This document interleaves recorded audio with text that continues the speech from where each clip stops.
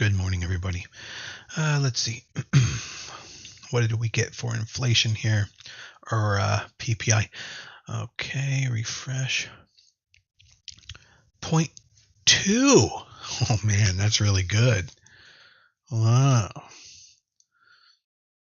Everybody thought it would be 0.3. And PPI is coming at 0.2. I mean, it's an increment of good.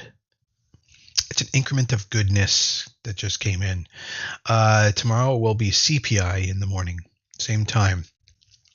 And then that'll really give us a whole picture of, are we spiraling out of control, or has inflation peaked? So I think we might see some sell-off in rates today, but not too much, because I think we'll still be waiting for CPI tomorrow. They could balance each other out, and they could negate each other out, is what could happen. If you're watching the stream, say good morning, or hello, or hi, so I can meet you and greet you and know who's out there watching and what you're into.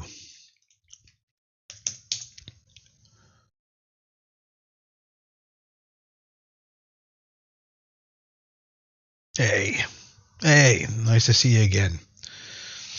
Let's see.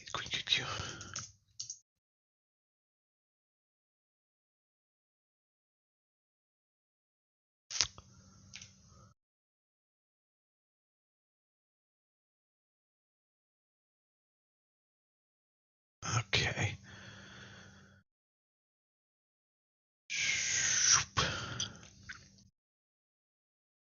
Yesterday was a very cool signal, a pretty secret signal, which is when you gap down on the way down or gap up on the way up,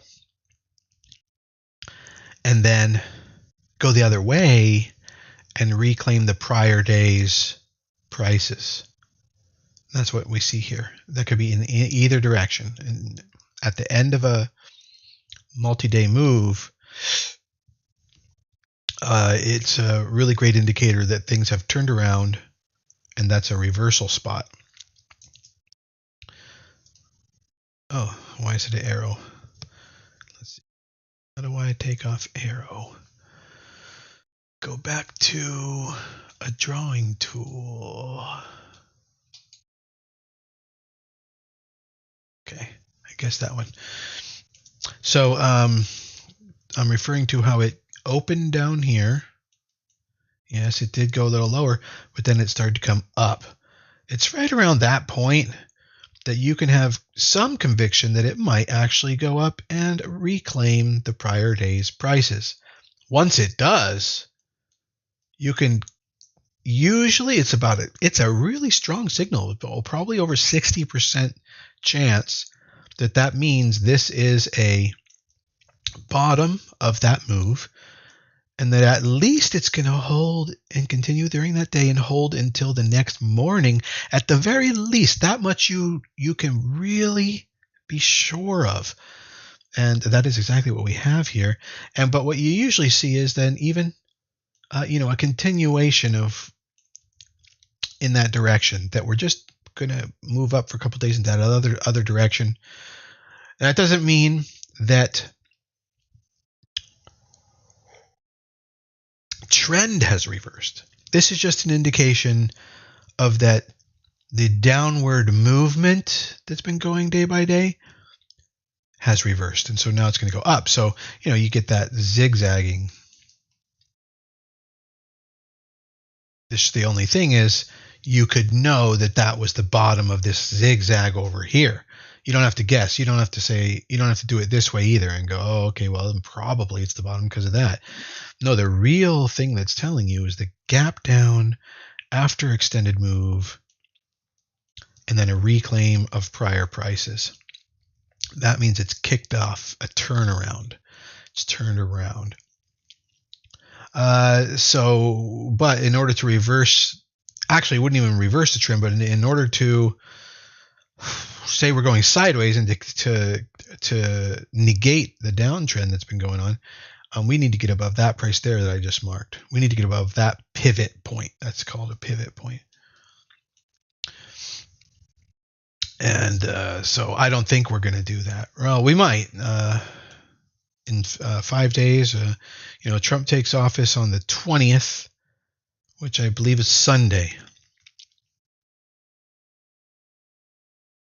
And I think with the assassination attempt, multiple assassination attempts, the market just wants to see it to believe it, The market wants to make sure that he truly gets in, can start, taking charge, legislating, and galvanizing economic change. And when that starts, every move he makes from there will probably start improving the market. We'll start, have a bullish effect. But I feel like the market is being very careful about all that. A very see it to believe it kind of thing, because he's not being allowed to take power so easily, right? They're trying to kill him. So, it's got to take it day by day, and I think the market just wants to be careful about that. You don't want to be stupid and go oh man, everything's going to be great. This guy's perfect for the economy. I'm putting all my money everywhere, and then he doesn't make it in. Now you feel stupid, right? So that's why they call it dumb money, right? Versus smart money. So the reason why, and then smart money is the most money because they're smart, and they're the ones that move the market. And so the things that you see on the market, the way the market moves, is the most intelligent. What's the word? Most intelligent thesis, the most intelligent idea of what should be done and what to do. Sometimes not necessarily day by day, but certainly multi-day by multi-day. So like trend by trend, and like overall, like what's going on. The smartest money is almost working on the weekly charts and weekly basis, and the likes, economic sized speculations. So anyway, what we see is what's really going on. I mean, I can't say it enough. Trade with your eyes, not your ears. Do what you see. That takes a long time to learn how to decipher charts and have strategies so that when you see something, you know the right thing to do, not the wrong thing. But eventually, once you do have a lot of that going for you, you're going to have to make sure you wring out anything inside of you that makes you want to do something because of what you hear. You have to always 100% make sure that you see everything. And that includes investing, speculating, long-term investing, just everything includes, because also in what you see will be the risks.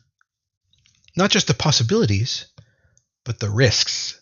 So if you're going to invest in something that's not quite there on the charts, at the very least, by looking at the charts, you can understand more about what is the potential downside technically. Fundamentally, if you're investing, you typically don't give a crap because you're convicted by the fundamentals and it's turning around. You're going to give it 2 or 3 years. I mean, from an investing perspective, right? So, but the benefit of looking at the chart will show you technically that, you could lose 60% of your investment on this thing, or 40%, or 90%, or 95%. You could see it, right? So that helps at the minimum, look at the charts for that. But me, I'm chart trader. I trade highly based on what's on the chart. But look, when I come over here, it tells me all the fundamental information that I need to know, and I know how to read the fundamentals. And I can look at the fundamental. Where is it here? Oh, that's the QQQ, like Apple. I can look at the fundamentals here, and I can see that Apple's struggling with revenue consistency, and their profits are down quarter after quarter after quarter, 4 quarters in a row, stuff like that. But annually, their profits are hanging solid and hanging tight, and so are their revs. So they're just having a kind of a poor quality last 4 quarters, but overall, it's not really affecting them. But however, they should be growing, but they're not. Stuff like that. So you can see that with the fundamentals, but that doesn't tell you to get in right here because it's going to go up. That comes from learning how to read charts. All right. So anyway, that's what that is. You got to learn these things. This type of move kicks off an upward move. Let me see something here.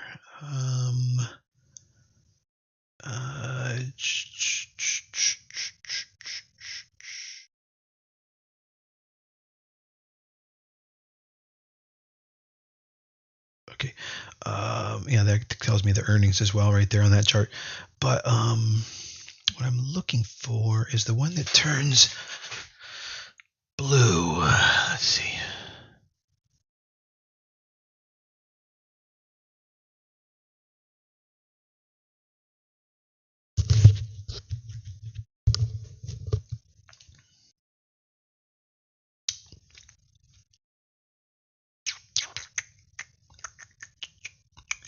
If I take off this one, it won't repaint the bars, and then it's possibly if I take off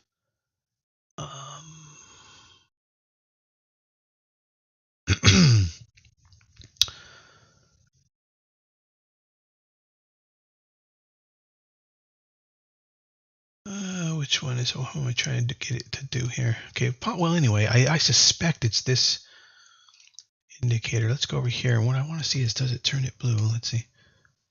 Yeah.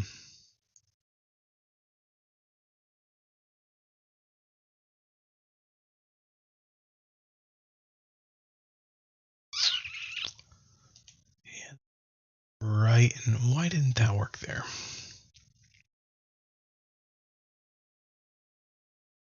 Oh, it did? Oh, I see it.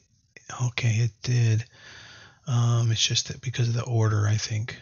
Visual order, bring to front. That didn't do it either, really. Yeah, but it did. It outlined that particular bar and this bar. I was going to try to show you how you can see that after this kind of a signal, it always does that. It always takes off.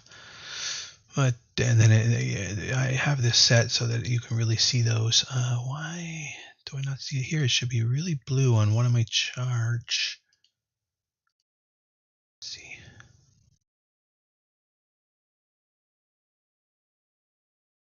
Oh, Gamma's. There it is. Oh, yeah. I think it's Gamma that's been taking it off. Okay, come back here. Let's paste that back in again. Take off Gamma. Okay, but that's not the case over here, but it is on this other tab. Okay, look at this. And then if I take off this, it goes away. No. Okay, good, because it's built into this one. Okay.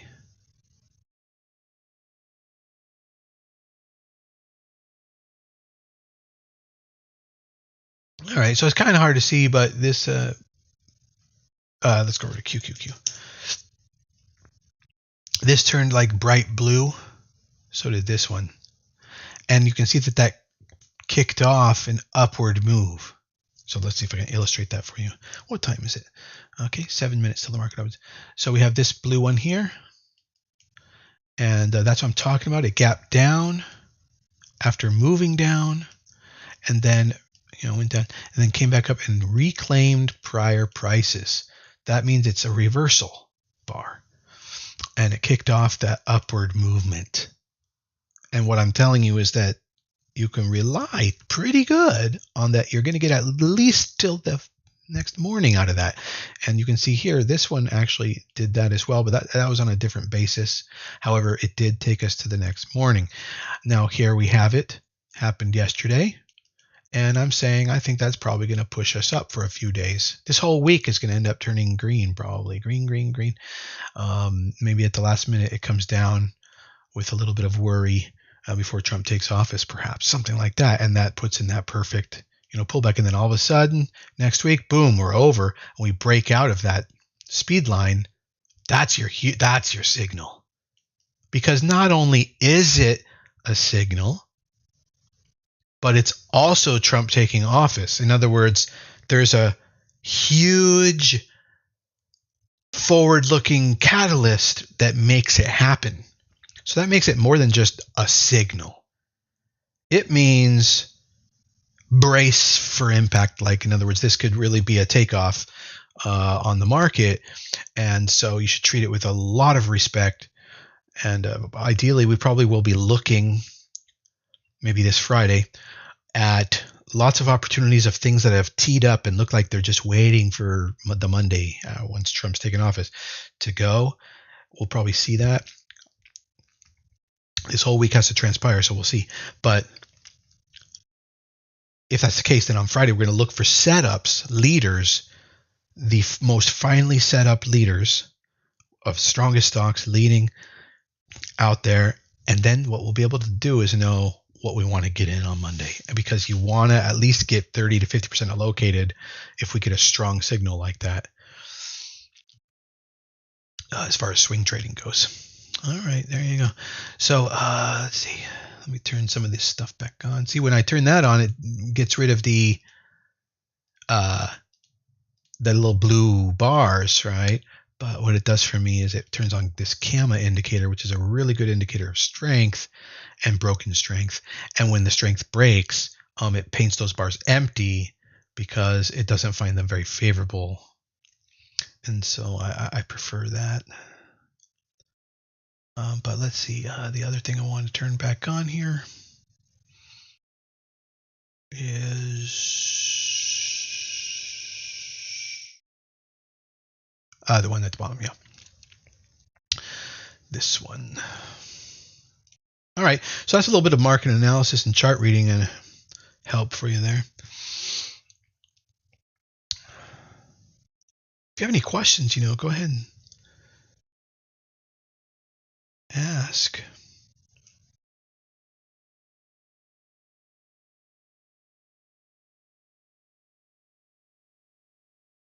Let's see if anybody, any of the other leading traders on Twitter have anything to say in the last little bit. Actually, yeah, nobody's really talking too much this morning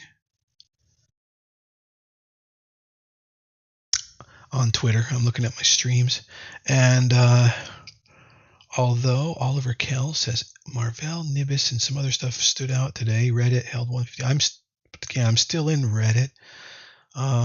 Focused on Tesla, says Oliver. Yeah, let's take a look at Tesla. Let's see what he's seeing.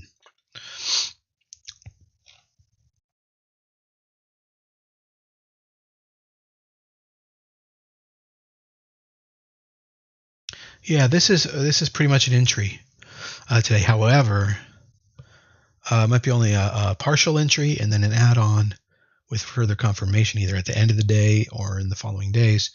And the reason for that is this. We have downtrend going on, but it appears that we've got a double bottom. That's not for sure. I mean, it looks like it is because it is, but it's not for sure a double bottom. Like, for instance, if we go like this, it's not. So it would be a total confirmation. I mean, you have full conviction of possibly getting, Tesla possibly being a trade, a long trade, a position that you could get into or add on to. I already have a position on that, so I'll add on. If it gets above that pivot point right there. Be kind of crazy if it did, because it kind of needs to wait for CPI data tomorrow, but this market may be quite bullish this morning. We're going to see. So I might add Tesla pretty soon. My question to myself is, do I release my hedge? And I think I do. And like, that was a mistake last time.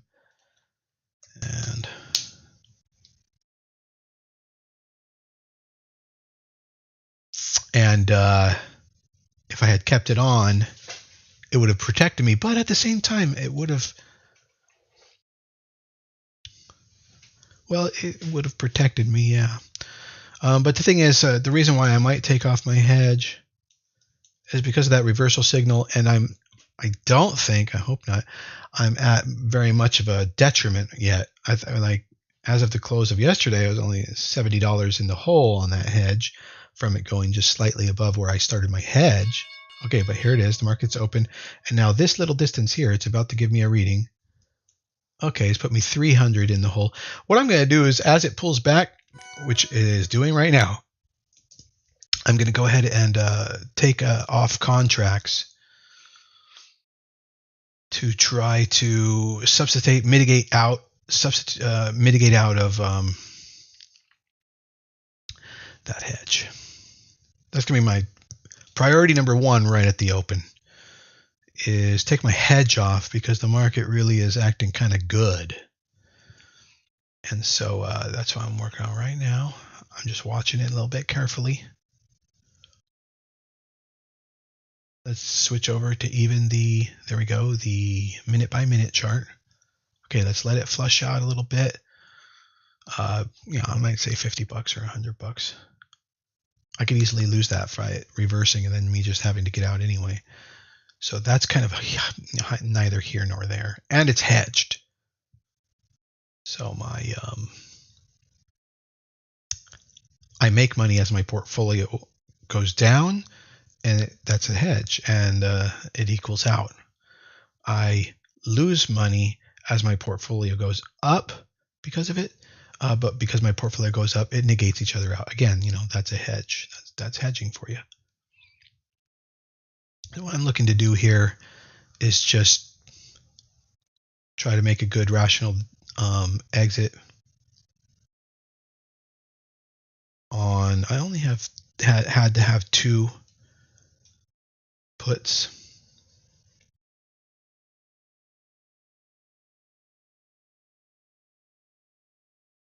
The prices are not shifting around too much. Okay, there we go.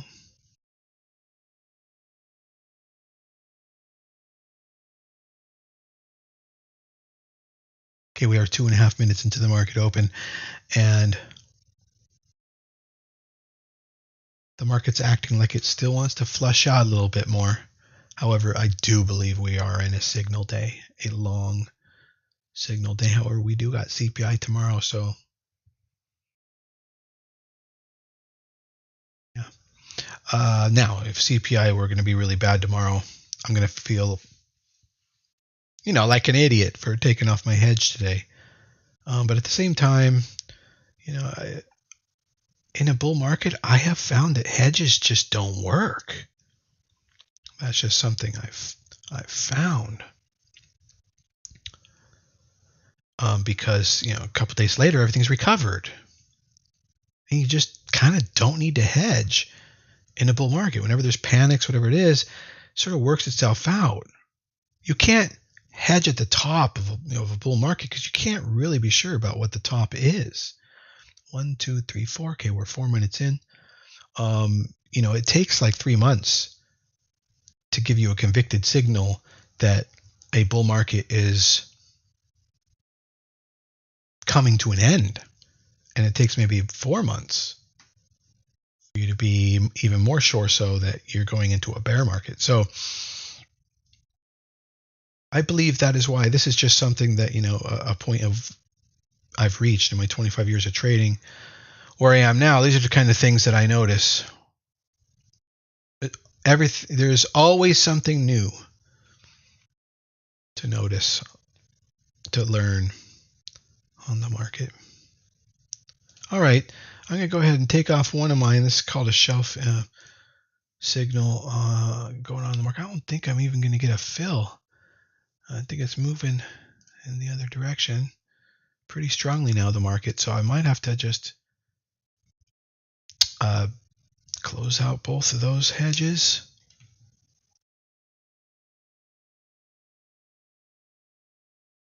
Right here. Well, that's what I'm going to do. There we go. All right, so the hedge is off.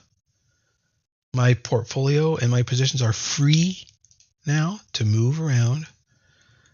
And so far that has resulted in about $400 of gain for me this morning already. Even after I closed my almost $400 of loss on my hedge today.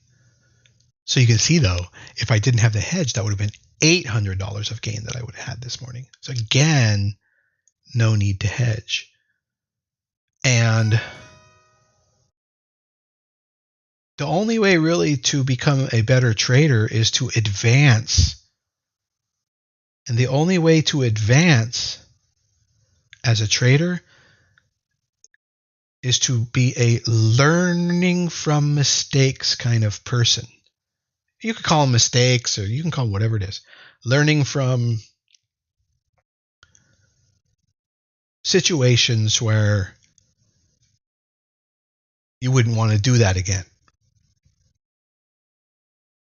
So if I'm going to become a better trader than I am, which I always want to be, I always want to be a better trader. You always want to keep advancing. I really, really, really need to listen to myself about there's no need to hedge in a bull market because everything recovers. Like I need that for me. That's where I'm at in my trading journey. That's a realization. That's the kind of thing I need to write on a piece of tape and put on my wall. For you, it might be something much more basic. You're, at the beginning of your journey. I'm managing like 50 positions. The things I worry about are kind of like a little bit different. But I'm just sharing with you also the mental process that you have to have even as a beginner. Always. What do they call it? The mindset that you have to have as a trader that can advance. You can't advance. This is the key I'm trying to tell you. You can't advance as a trader unless you can learn from things you don't want to do again. Because what happens to other traders is they don't learn that. They don't learn that. They don't change, and then it repeats. You see. So you have to become someone who can advance, grow, as a trader. And you're not if you're just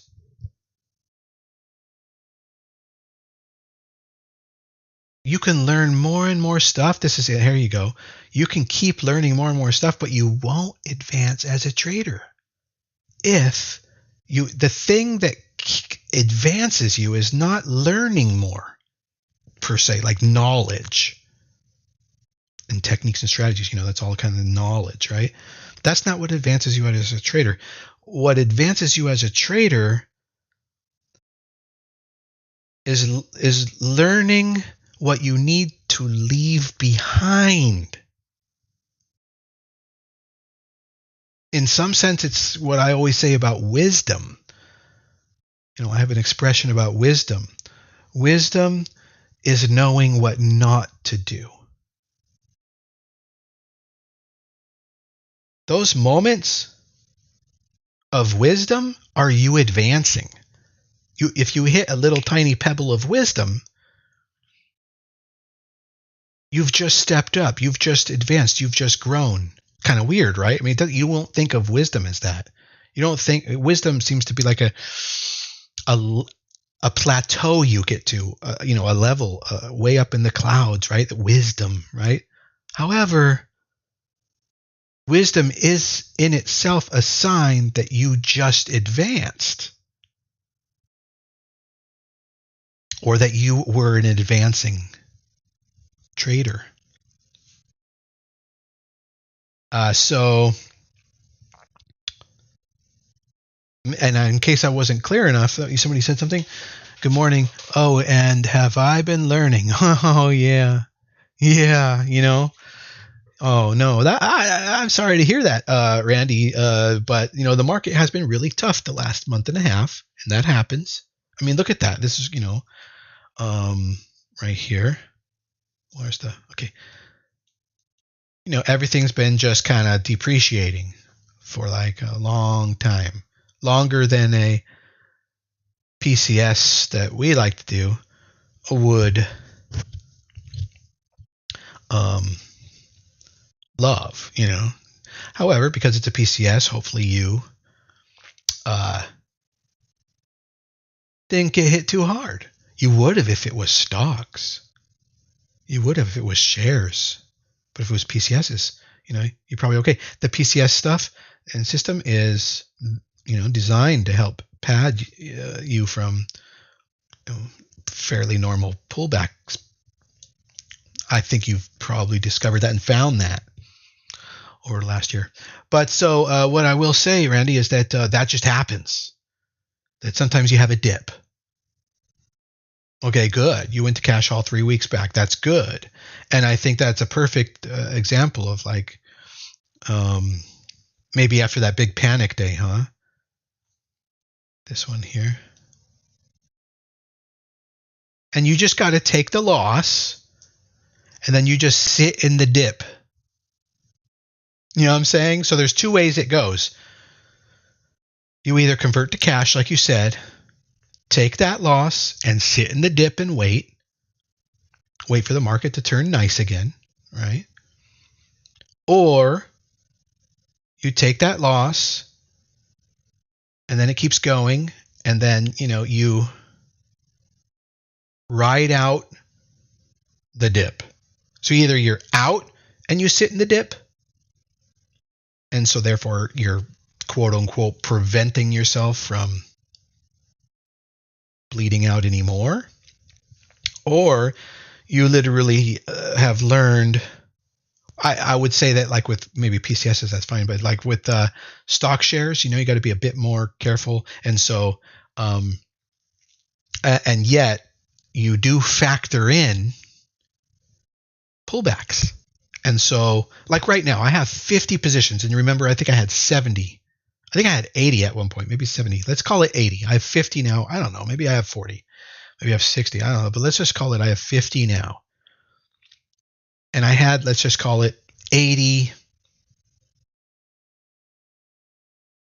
a month ago. Because things are going up and up and up.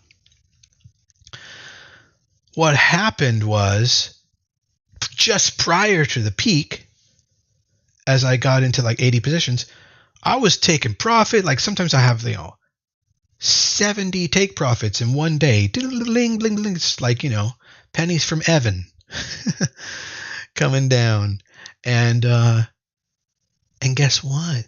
That creates padding for pullbacks.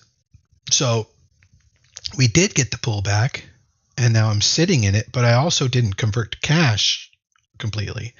I have 50 positions because the way I did it was I just simply follow the rules. I'm not going to, you don't want to guess when you have a system. So, my system, as you've been seeing, Randy, the other system of a mass, snowballing system, skims profits as they go. That adds to your bottom line, sort of gives you a new footing as you rock climb the cliff, if you will. That's the way I like to think of it, is you're sort of kind of like chipping off from the top, and then those become a rock pile that goes underneath your feet. And then as you continue to chip off from the top, it gives you some footing to actually go higher. And yet the distance between your feet and your hands doesn't change, but you're going up. So it's possible that should the market collapse, you lose everything from the hands to your feet, but not from the pile of dirt that you've grown. Does that make sense? So the padding, the skimming, all the profits you're taking, all these little teeny weeny little pieces, these little partials, they drizzle down and they create somewhat of a safe haven for you should everything just go south. And for me, that's happened on 30 positions out of 80, if we're just speaking, guesstimating here. And each of those positions of the 30 out of the 80 has stopped out. There has not been one that I preemptively guessed I should exit on. And in fact, I probably gave two things. One, I gave everything a lot of breathing room. So I'm a better trader now than I've ever been. And, I used to choke out trades too early. Nothing wrong with that. You're making profits, but I'm trying to do a snowballing where I'm staying in the things that work. And in order to stay in those things that work for that particular system, the snowballing system, you kind of want to give your stocks more freedom to roam. And so, one, I am I'm not choking them off early, and I'm allowing them to more freely move. But also, I accidentally didn't get out of some things. So like I stopped out, and we know, Randy, by my technique, that when I stop out, it gets rid of 50% of your position, but not all. You're supposed to diligently get in there and then sell the rest of it. Well, there was like 2 or 3 or 4 times where I didn't, and then I had to take a little bit of a further loss. There was also like 1 or 2 or 3 times where I didn't, and I was able to reclaim a little bit more gain on the, on the loss. So, lose less, right? So a little bit back and forth there, but what I'm saying is that I'm in good shape, despite the fact that 30 positions stopped out, and other positions are just doing their thing. Some of them are close to getting stopped out, and when they get stopped out, I'll stop out of them, and that's the way I'd like it to go. Now, if we were in a bear market, it would just be wrong to be trying. You're supposed to sideline. But if we were in a bear market, none of that would work. You'd have to preemptively guess and get out. That's why you should never really have open positions, especially long ones, in a bear market. But we're not in a bear market. We're in a bull market, and it's just testy. And these things that happen are parts of bull markets. Incredibly bad things happen to bull markets, and you're still in a bull market, such as crashes. Stock market crashes. A lot of people think, oh my God, stock market crashes are bearish. Yeah, they are bearish, but they're not a bear market. They're just bear-ish. So what a lot of beginners, maybe amateurs, and maybe even, advanced intermediates think is that if there's a stock market crash,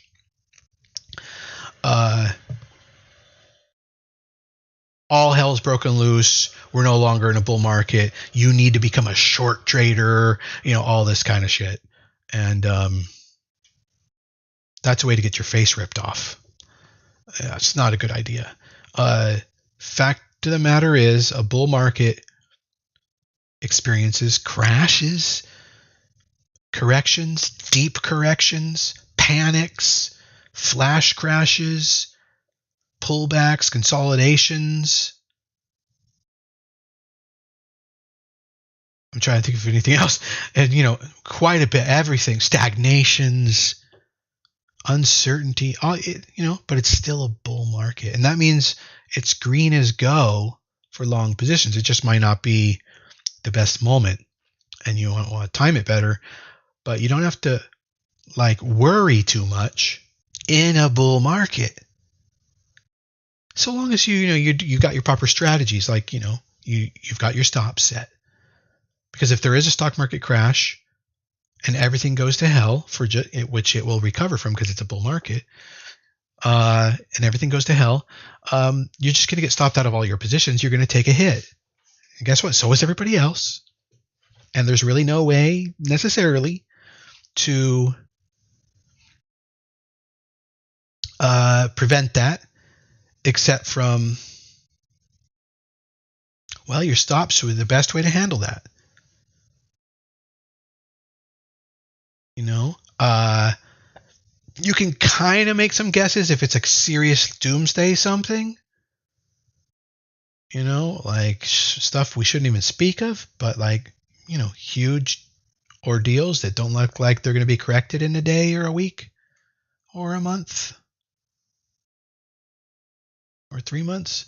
So in those situations, you know, but again, you're guessing, you know, you could end up closing 50 positions. Or see, what I would do is I would just hedge if that were the case. You know, I've hedged twice, as you can see here. I've hedged twice in the last 2 weeks, and both times they were wrong. Both times I needed to release them. I released it over here, and I missed out on $1,600 of gains from here, $1,600 of gains from here to here, because I had neutralized my portfolio with my hedge.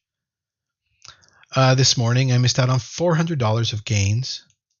So I've now, because I've hedged this year, I'm now down $2,000, if you could think of it that way, in gains I could have had on my positions and in my portfolio had I just not hedged. And so that's something I need to learn in order to advance myself again as a trader. You know, it's happened 5 times in the last year and a half, because we've been in a bull market, where I've hedged. Actually, probably in the last 2 years, it's probably happened 6 or 7 times, where every single time I have hedged, I didn't need to. And it turned out to be a net loss. Actually, I think there was 2 times out of those 8 where I was able to just release the hedge when it was at a decent profit. 2 out of 8 times. But net, it would have been just fine, and I would have made more money if I actually just never hedged all 8 times. So this is more about just mindset, and you just realizing that if you need to advance as a trader, it's going to be a kind of thing like, how many times does this need to keep happening to you until you learn, kind of thing. And I think that's what you were really relating to, Randy. And you just have to adopt whatever that learning lesson is as gospel. You find a learning lesson, and sometimes it takes time, but eventually it could become part of your Bible. Now, there might be other books that say something a little bit adds a little finesse to that, you know, or slightly says something that maybe calls it into question. But, you know, the Bible is a big book. It's a compendium of books, you know. So when it comes to this stuff, things can still be gospel and still might not be true sometimes. Isn't that interesting? Just depends whether you're in heaven or if you're in hell. So what did you say here? Let's see. Been spending all my available time to go back and rewatch, restudy, and fine-tune my market mastery study, so that's good.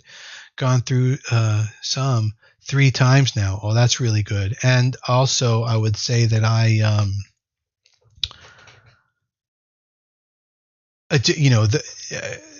have said so much in the last year and a half and not had a decent chance to really edit what I've said in master classes to turn those into market mastery lessons uploaded.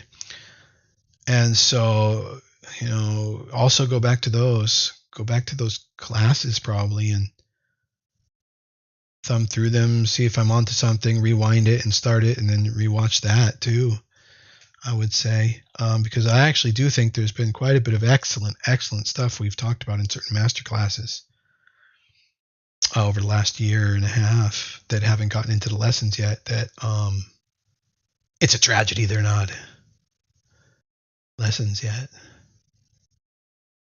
So here goes the market actually reversing down and saying that I shouldn't have taken my hedge off. It drives you crazy.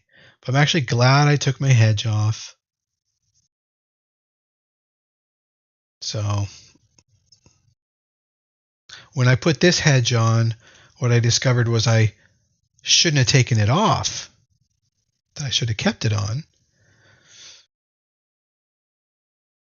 And then I put another hedge on the other day, and I learned that I shouldn't have put it on. Now the market's acting like I shouldn't have taken it off. I mean, this stuff, it drives you nuts. And I just, I'm going to have to rest on my prior learning lessons of that. Well, 2 out of 8 times, 25% of the time, a hedge will work in a bull market, but 75% of the time, it's unnecessary to hedge in a bull market. And so par on par, net, you're just better off.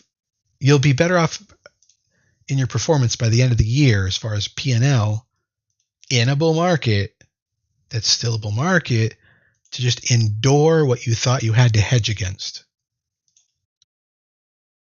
This whole talk, for the last, 20 minutes about the hedge thing, we can wrap that up and put that into a lesson on hedging, but it doesn't really apply to anybody not needing it right now. But it's still about mindset, but it's a very good lesson on hedging as well. So, eventually, we'll get all that stuff chopped up and put out there, but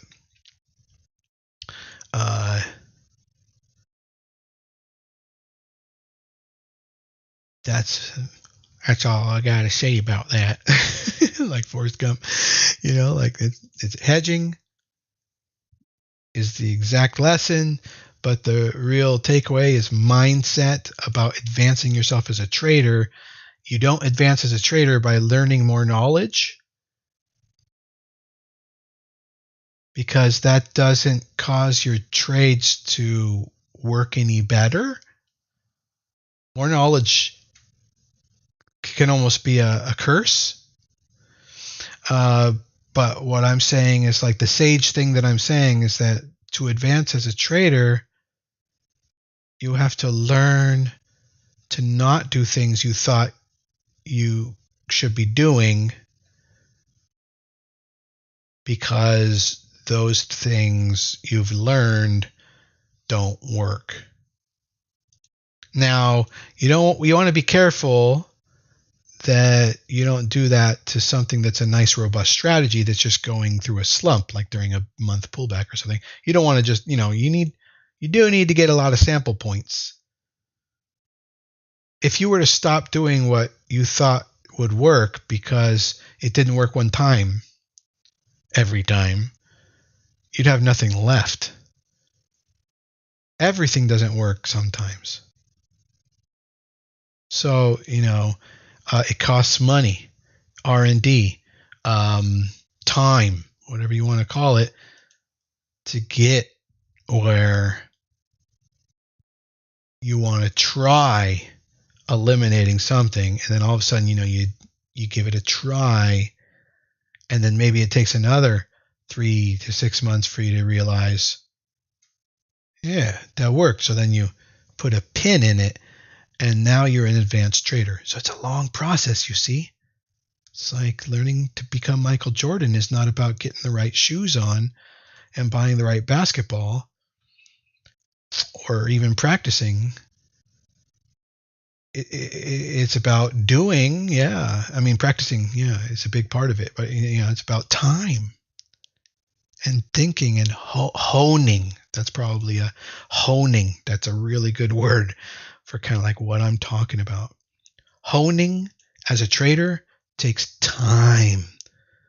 Like honing one thing might take a year. Like this whole hedge thing I was just talking about, like in last 2 years, I probably hedged, like I said, 8 times, but it might actually have been more. Could have been 10 or 11 or 12.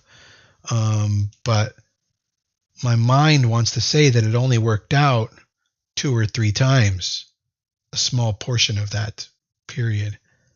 But that because it didn't work out the majority of the time, wasn't necessarily the majority of the time, I was at a loss on the idea as a whole. They call it expected value. You learn what the expected value is, but it takes time for you to put in all the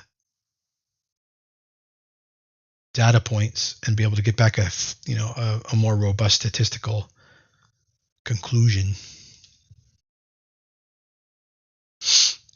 All right, you guys. Rates are going up and the market's going down. That's not good. Strange. Because that's not the way PPI came out, but we'll have to see how things come out on CPI tomorrow. I am going to start the stream tomorrow, and I think probably furthermore, maybe until it becomes necessary to change again, 10 minutes before the market open from now on. So not 9 a.m., but more like 9:20 a.m. I'm just trying to increase all my efficiencies. Make sure I don't get tired and stuff like that. Make sure I give you my best.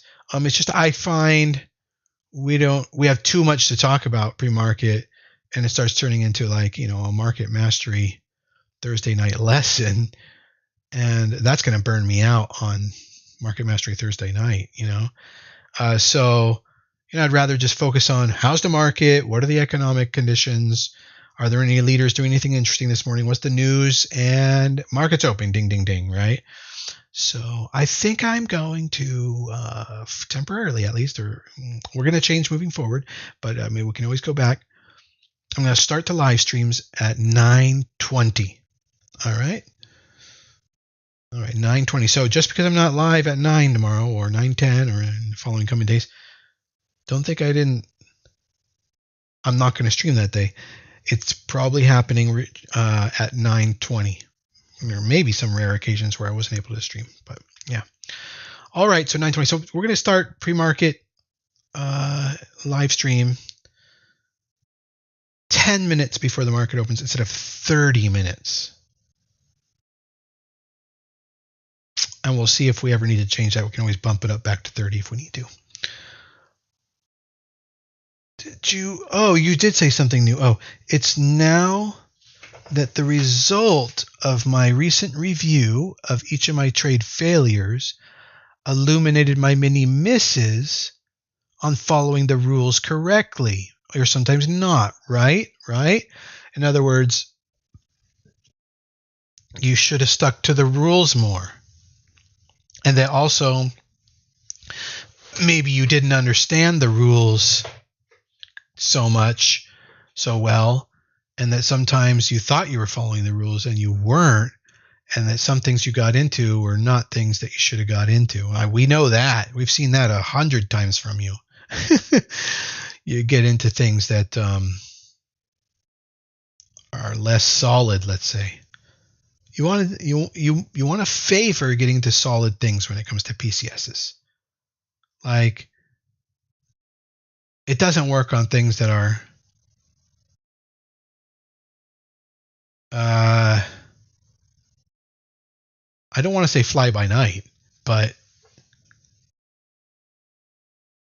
haven't consistently been good for a long time, and all of a sudden something great's going on. That's more for shares trading.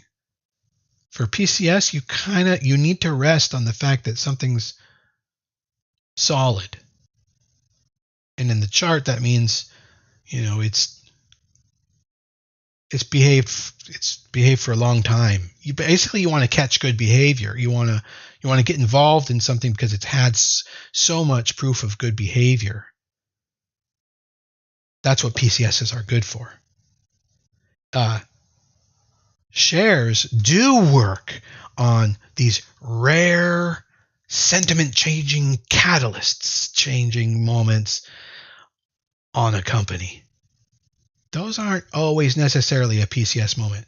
You could do that on Tesla as a PCS because it's Tesla. But you can't do it on. So you have to get good at understanding like why, because catalyst trading is kind of what we do as far as swing traders with the Amass system and the snowballing and shares. We're getting into things that have just been incredible, and either that's been a one-day moment and we got in, and it's never been like that before, or it did it for the last like 2 months, and we're like, sheesh, I want to get in this, but it hasn't been doing it for a long time before. Yeah, or those are the situations, we get in. Now, sometimes it happens to coincidentally be on good stocks that you could PCS, but the reasons we're getting in are not necessarily because those are good stocks. That's just an added bonus that's wonderful that probably makes them snowball better. But the real reason we're getting in is because they had this cataclysmic change. That they're good companies is a coincidence, and you don't get in on a PCS because of just the catalyst, or you're going to end up getting into low quality PCSs with companies that don't have a long history of good behavior on. Tesla does not have a long history of good behavior, but still Tesla. So when Tesla triggers as a catalyst, shares snowball type trade, you kind of can piggyback us and get a PCS should it qualify. Because Tesla, although it's testy, it's not dead. It's not going to die on you.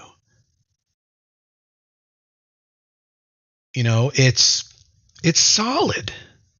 Even though all of a sudden it's experiencing something that hasn't experienced in 2.5 years. It came out to robots or something, right? But now if we talk about like, what was it, nanonuclear or something else, no, that's even too fresh, but let's just say that one, and it has something good all of a sudden in the chart, like even not recently, or DJT, Donald J. Trump, that could die. Because, you don't really know how solid it is. And that's fine for a shares trader, because we'll just get stopped out. And especially a snowballing trader, because you're going to start with a small position. And if it starts working, it gets bigger and bigger at lower and lower risk, if not no risk. So it starts to work out nicely. But you can't get those. You can't do a PCS on those. Really. You need the solid background for it to be a PCS. Is that what is it? Am I even targeting the thing that was a problem for you, Randy, with what I've just been talking about? Or you've already mastered this and I didn't need to say that again?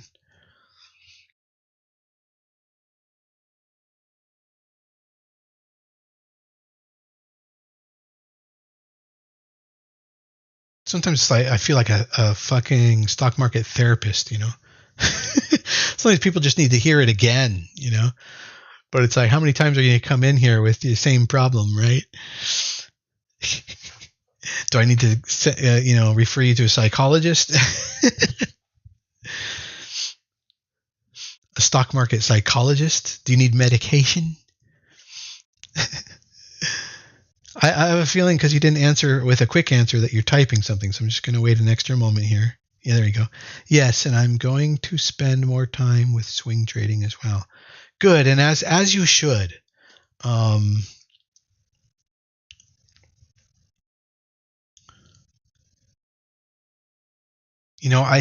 think that the big components of the swing trading system, the snowballing Amass system, is making sure you set up, like around 10 partial exit up a 2-to-1 on the reward to risk side of 50% of your position. So if you can get that down, you're solid on that. And then set your stop for the rest of the position at your stop. And then just find that on stocks that make sense. They're a lot different stocks than the ones that would be for a PCS. Like I am in DJT in stock shares. I am in NNE in stock shares. Actually, I got knocked out yesterday, I think. Yeah, I got knocked out yesterday right here. It hit my stop, and I went ahead and closed that out, which is fine. But, you know, it can be a bit more risky. What is this one? LX. Like, look at this one. LX. This is a perfect example. It was basically dead before this. This is a perfect example of, like, you could get into it as the swing trader snowballing technique. Not perfect as far as the signal or whatever. I'm just saying that this kind of move, but it's a great example in that there's no way in holy hell you could get in it on a PCS, even if it offered it. And as a shares trader, this one's quite kind of much more risky. So there's no way you can get it on a PCS, and then as a swing trader, it's much more risky than others. If I go to, let me pick one here. Well, no, Amazon. No, I just want to give you something that looks like.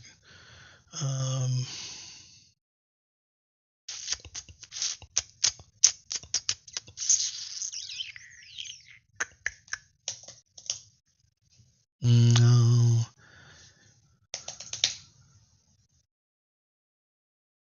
Maybe this is a good one. Yeah. Well, okay, this is a semi-good example. If I compare that other one, what was it? LX, right? Look at that. And now look at Robinhood. Over on Robinhood, very similar right side and strength of moves and everything as LX. The right half of that chart's, interesting and good. I want to get in both, but what I'm saying is that LX is a super high risk compared to Robinhood, but they're the same as far as I would start them small, and as they work out, I would add on. I'd be taking those partial profits all the way up, and it's the swing trading of shares. They're the same, but there's a spectrum of risk that you're able to actually do with the swing trading stuff. Whereas with the PCS, you could only do Robinhood. And you can do Robinhood, as you can see my PCS lines on here. You can do Robinhood even when it's not a catalysty shares breakout type of thing that you would get shares on Robinhood. So it's like regardless. And in fact, if Robinhood goes super great, yes, you're going to close with accelerated gains on the PCS, but you will be missing out possibly on certain gains and periods and the opportunity to snowball and stuff because you're not in shares. So there's trade-offs.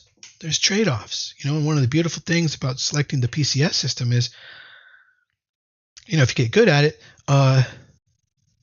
it's much lower maintenance or stress, or it requires less of your babysitting. And the shares require more. Share system stuff requires more babysitting. As a matter of fact, here, do I want to add to Hood here? I think I kind of do. Second.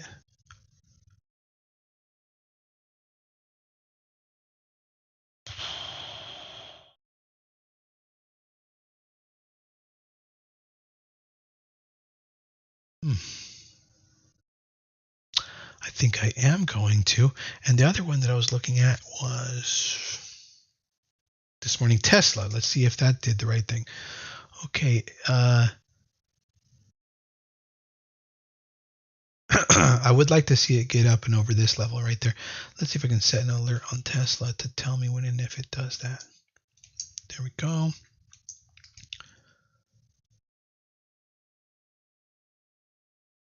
Get an alert on Tesla. Okay, now back to, gosh, I already forgot. Something I have that I want to add to Robinhood. Okay. This is one I already have a 3E on. Oh, it had a very nice move this morning. Well, yeah, I mean, you can see that here. I just mean even from a intraday basis, it looks like it's trending up and up and up. This is great. Okay, so I'm going to add on here. I'm going to try to get my cost average to right underneath here, 37, which is close to this 52. There's like multiple reasons why that could be good. I could also go with this one, which seems to often come down to, which is right down here, level that it hits a lot, 36. That might be better. So I'm at 35.15, and then of course I know my real cost average is much lower because of partial profits I've been taking. We talked about that, the illusion of that there's unseen profits, there's unseen cost basis, lower cost basis because of the profits you've taken. But we just sort of use that to save our asses. And keep us, moving up that mountain, that cliff wall. So anyway, I think I will start to take and add some until I get to 36. My cost average is start with 1. 4306. Let's see if I can get 4306. Did I just get it and I didn't hear it? Did you guys hear it? I didn't hear it. Maybe my volume was down. No, it's up. Is my order still out there? Oh no, I got it. Okay, I didn't hear it ring. Did you? I didn't hear a bling. That was weird. Did you guys hear a bling? I had no bling in my speakers or headphones. I will only be getting into more established companies. Nope, you didn't hear it either, right? That's a first. That's a first. Maybe I had my speaker muted. I'm not sure. Let's try another one. 35.45. I only added one share and it popped me up 30 cents. So that means I might only be able to get like 2 more shares. It doesn't matter. All right, here we go.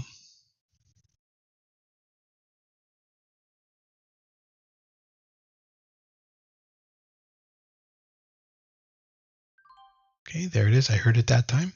35.73. And see, that's what I was saying. I'm only going to be able to add on 3 shares probably if I want the 36 average. If I want the 37 cost average, I might choke off the trade. Getting a good signal here, though.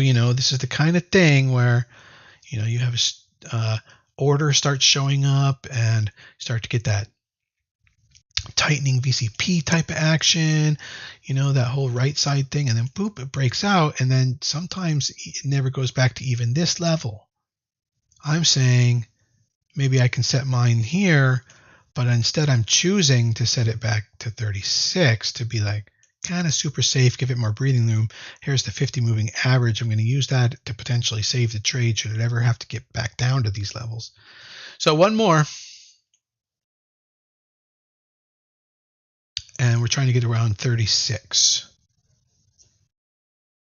in my purchased cost average. Look at that. It just came out 36. Total coincidence, okay? I didn't plan that. But I cowboyed that one. I didn't use any calculator.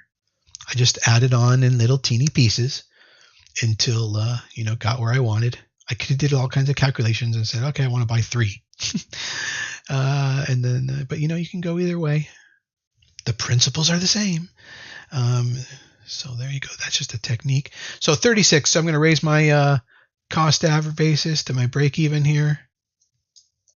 Let's set up the stop first because that's what came up on the, that's what I was able to grab. I'm going to set that to 36 today. And interestingly enough, that's exactly where our break even is too. So technically, right, that means this trade is 0 risk.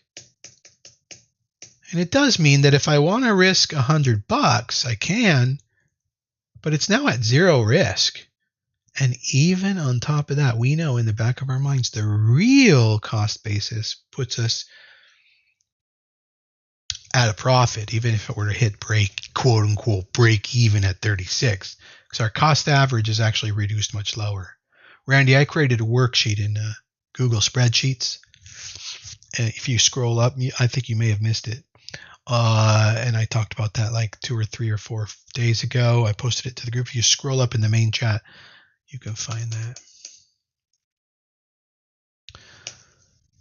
And that allows you to figure out your real cost basis. So let's do that real quick here on Robinhood, because it's just kind of fun. Let's see. Give me a sec to figure out where I have that. Oh, there it is. Okay.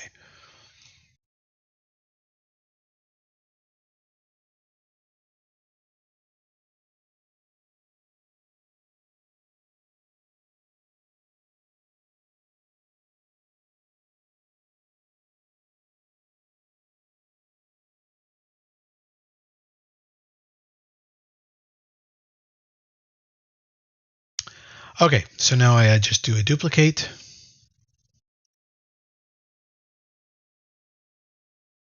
Now I'm in a new tab, a new sheet. We call this hood. And all this is another ticker. I just put that there. It doesn't change anything. Now I go into my order history and find out hood, all the entries and partial profits I've taken. And it's going to figure out how many open shares I have. But it's going to figure out for me my real, true open cost basis, not purchased cost basis.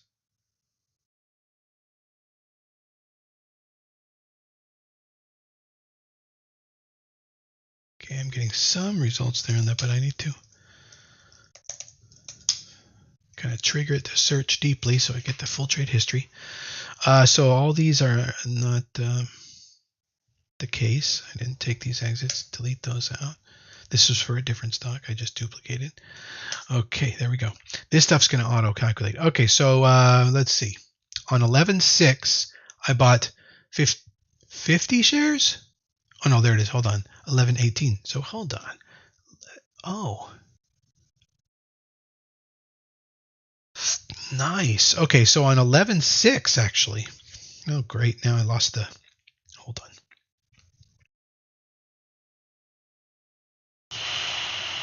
Okay. Man, everything's popping up like that. Okay. Right here, you can't quite see it, but right here, I got 50 shares at 28.915 at a cost of 1,445. Okay. Then I took, so now we start entering everything. I took a -3, took 3 shares out at 30.24. Okay. So already at that point, my original entry was 28.915, but by selling some, I'm making some profit of $90. I reduced my cost basis actually to 28.83.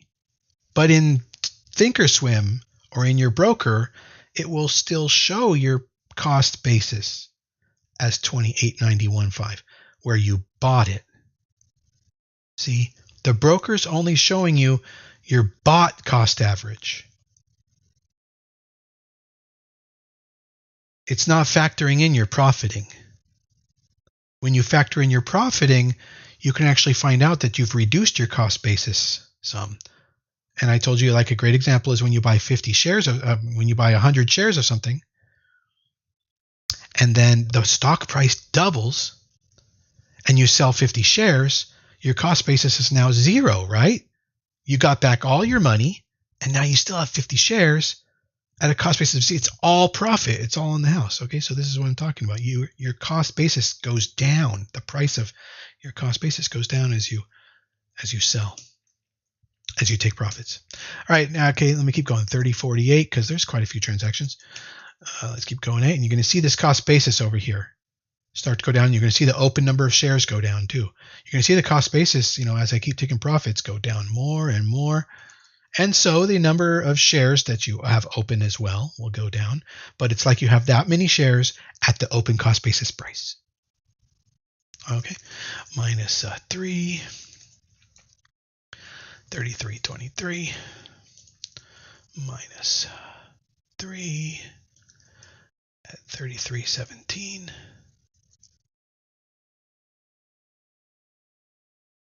Minus 2 at 33.23. I don't know why these are all at the same price. That's kind of interestingly weird. Minus 3 at 33.23. Not sure what happened there, but I sold a whole lot right at the same price. Minus 3 at 33.23. Minus 3 at 33.17. And again, minus 3 at 33.23. So up to that point, before I added on the 15 that's about to happen, up to that point, now through profiting, I've reduced my cost basis from 28.915 to 25.1932. And I'm still holding 25 shares really at that price. So now the stock is at 34. Let's call it, okay, on the chart here. And I want to add on at that moment, right? It's at 34. Now, but I have 25 shares. The system will say at 28.915. But actually, if you want to figure out where I'm at profit-wise and how well I'm doing on this trade, you need to use your reduced cost basis price. You have 25 shares at 25.193.2. Okay. And so let's say it's at 34 today. Not today, but back in the chart where I bought 15 more. Then you're saying, okay, it's at 34, and my reduced cost basis is 25 point. What was it? Get out of the way, thing.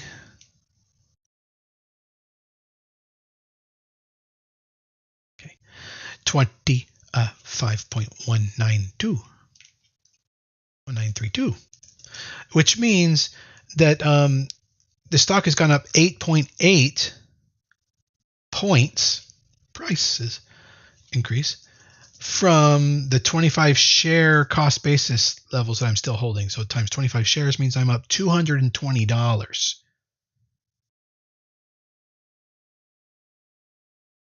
Like in reality, right? But in the system, it will say that I have 25 shares at 28.915. And therefore, I'm up $127. $127. But really, I'm up $220, you see? And that's a matter of chipping away at the top of the rock, adding to the profit pile on the bottom, stepping on that profit pile and moving up. But you won't see that as your current position. It won't show up that way in Thinkorswim. Anyway, moving on, let's keep going. So then I bought 15, and what's that going to do? It's going to raise my cost basis. My cost basis was 25.1932. The real cost basis is 25.1932. But now I'm buying 15 shares right there at 34.255, and boom, my cost basis now pops up to 28.59. Which is still lower than I originally got in. But Thinkorswim will say it's at around 31, which is where I wrote it here. It may be hard for you to wrap your mind around this, but it's simply that we've taken profits, and so our actual cost basis is lower than what the brokerages would tell you, and that's because it's not telling you your open cost basis, your running cost basis, including profiting. It's telling you only your purchased prices cost basis. Okay, and I'm starting to take out profits. You can see, and I'm typing these transactions happened. 36.47. Another two at 37.17. And you can see my cost basis is going down every time. Look at that. It's now down to 26.71. Taking out 2 at 37.87. 25.95 now. So you can start to see it go down. Another 2 at 37 is good. 38.57. Another 2 at 39.27. Let me do this. I can freeze these two, and so we can scroll down.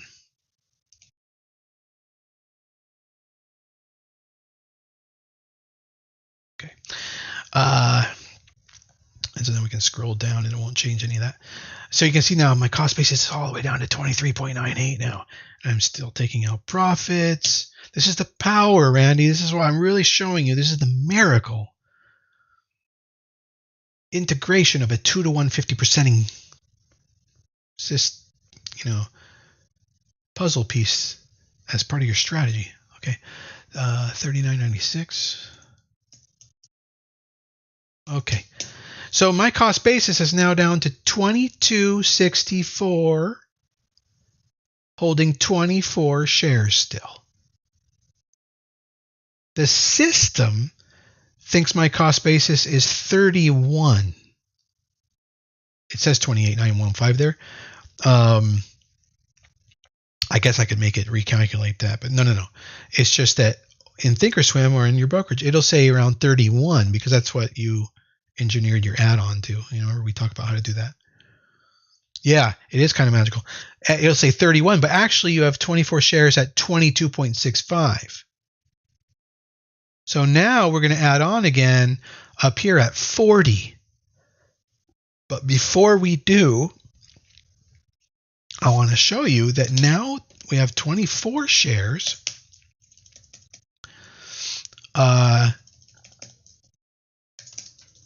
That from 40 minus 22 our new cost basis of 64895,833 means we're up $416 all in all. But the system, brokerage I'm talking about, Thinkorswim, Schwab, will tell you that you're currently up from 31 and that you're up $216. And so I've built in a kind of psychology to the system, which is that you're going to feel good about being up $216. Like, the system works at the face of it, but there's also this hidden magical underbelly that you don't want to be spending all the time doing the math on like I'm doing here, but that you can trust. And that's that you've been skimming profits along the way. And you haven't been factoring that in to how good or bad you feel about where the position's at right now, because it only shows in Schwab or wherever that you're up $216, when actually you are up $416. All right. So then we add on 7 shares and we take some more partial profit. So now we add on 7. I can say plus 7. And we add on 7. Oh, as a matter of fact, I got those at different prices. So let's make that perfect. I got 1 at 39.7. You're going to see the cost average of the 21,743 start to go up now. And I got 2 shares at 39.76. And then I got 2 more shares at 39.76. Then I got a total of 2 more shares at 39.71. Okay.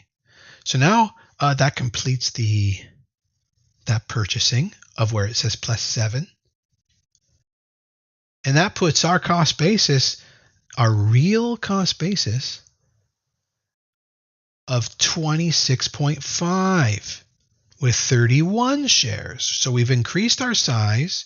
Our cost basis did go up a little bit. Remember on the calculation here, it was at 22.64.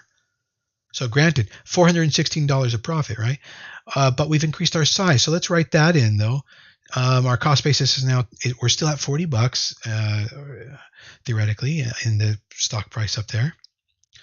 But our cost basis now that we added on has been raised. We raised our real all-in-all cost basis to 26.50983871.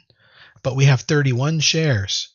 And look at that, $418.19. So see, it roughly came out to exactly the same difference it didn't make a difference whether you added on and increased your open cost basis and now have more shares, and the difference between that new point and where you're at is such and such profit. Or if you didn't add on and you kept your lower cost basis, and the difference between the lower cost basis and where you are right now times the fewer shares gives you more money. It turns out to be exactly the same, though, because it doesn't make any difference. It doesn't make a difference when you add on, as far as in that, just that mathematical calculation there. Okay. Now we took we hit 3 profits, so that'll reduce our cost basis. We're going the other way again now. This is kind of cool. We took 2 at 39.99. Cost basis went way down there. Did you see that? Look, 28.338, 26.5 is where we are. Okay. And then all of a sudden I took 26.5. Remember that number. I took 2 out at 39.99. That brought us down to 25.5. What was the other number? I already forgot. 26.5. Okay, it brought it down $1. All right, and took off 2 shares. And then we took out another 2 at 41.89. And now we're at 24.4. Took off another $1 off our cost basis. And then we took another 2 off at 42.99. And now we have 25 shares at 22.8826. So where are we now? Let's take a look. We have 25 shares and a reduced cost basis, all in all, of 22.8826. All right, so we're up $428 sitting on 25 shares. Fine. But the interesting thing is, the system thinks Schwab thinks our break even is 34. So it thinks our profit is $150. That's what it will show. But really, we've been profiting. When you factor that in, you're not up $150. You're up $430. But we just keep this profit as like background subconscious. It's like subconscious success, subconscious money making. You don't have to worry about it. It's happening in the background. Now, what I just did is we just added 3 shares on Robinhood. And so now we're going to finally be able to figure that out. So I added 1 at 43.06. Our cost basis is going up. And we added 1 at 43.07. Our cost basis is going up. And we added 1 more. We added 3 at 43.13. Okay, so here's where we're at. Our cost basis is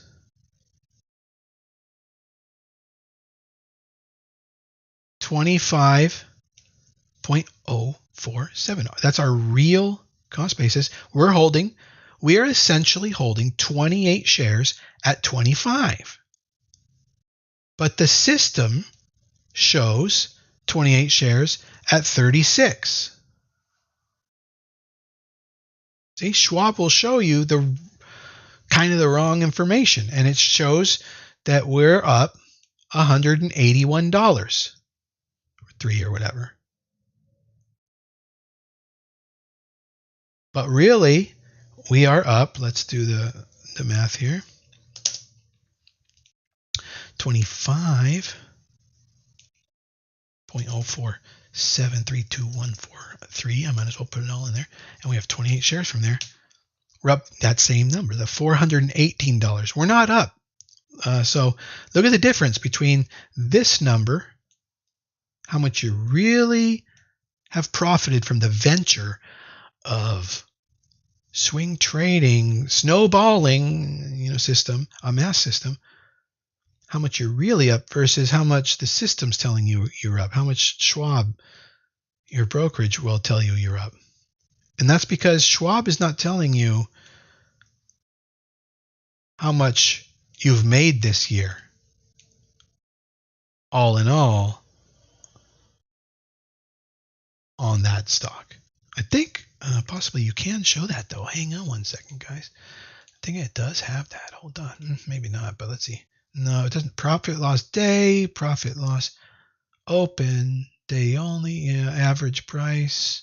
No, yeah, it doesn't have that over there. And then over in your P&L panel, maybe it does. Yeah, I've put P&L year to date as a column. That's one that you can add. And although that's may sometimes not be what is real, because it's only figuring from year to date. And for me, that wouldn't be correct on this position because it's not factoring in last year's, I got in this in November. So, but for example, on what is this one again? Robinhood. It shows year to date profit as $130.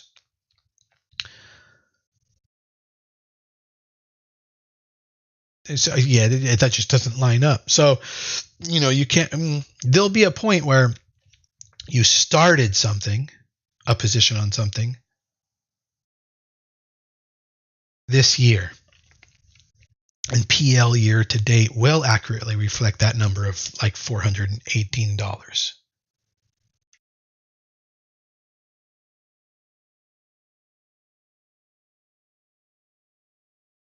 But yeah, does it kind of make sense now?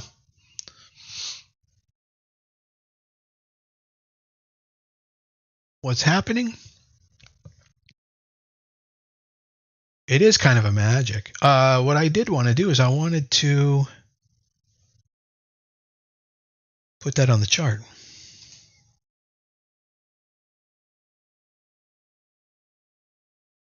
One second. Oh, there's the.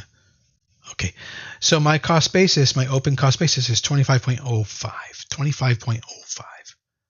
So I'm going to put that. Watch what the difference is. I'm showing a breaking of 36. But the real cost basis is 25.05. I would categorize that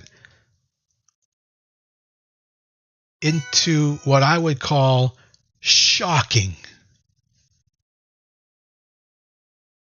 Shockingly different.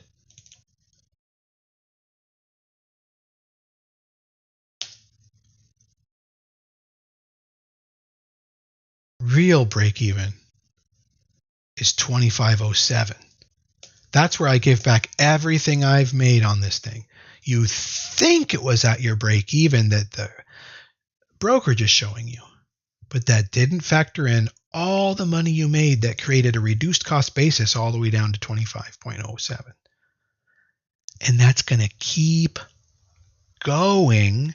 And again, and this kind of goes towards why you don't want to choke off these trades, because they're working. They're actually working better than it looks. So you don't have to be too defensive with them.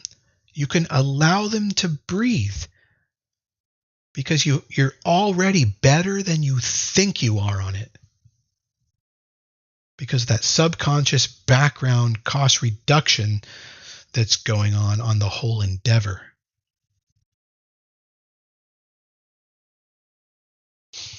All right. Well, maybe that'll be what we cover in masterclass, but I just did it, but maybe that's what we'll cover in masterclass. And any questions? If you're out there and you were listening, say thanks or bye or thank you, TY, whatever. And that's it for the morning program. Thanks for tuning in, everybody. And if you had any questions, I know you're good. Okay. I'll see you back in the group. All right. Thanks a bunch, everybody. The miracle, the magic, it's definitely magical.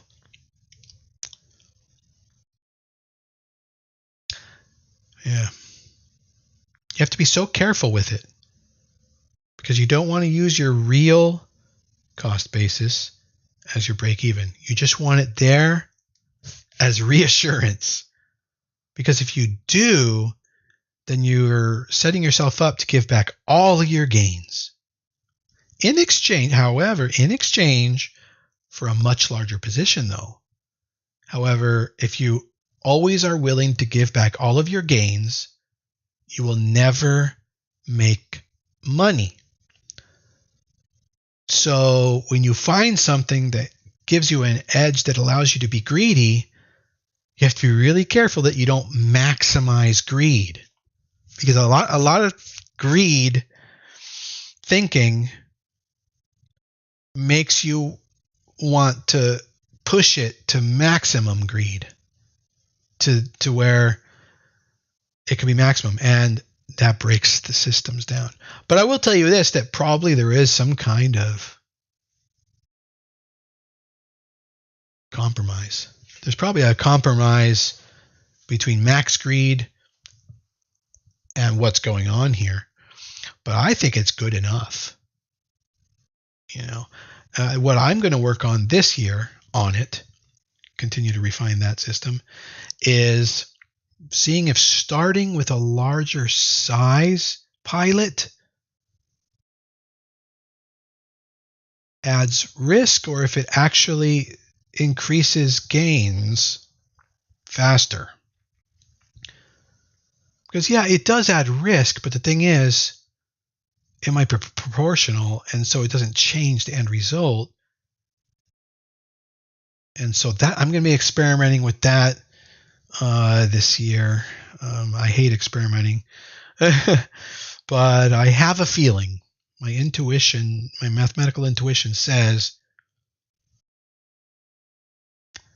that you can start at a larger size. However, the 2 times that I've experimented with doing that in the last month, both of those trades didn't work out. But, maybe that was just because of the weather, the market weather. All right, guys, take care, and I'll see you back in the group.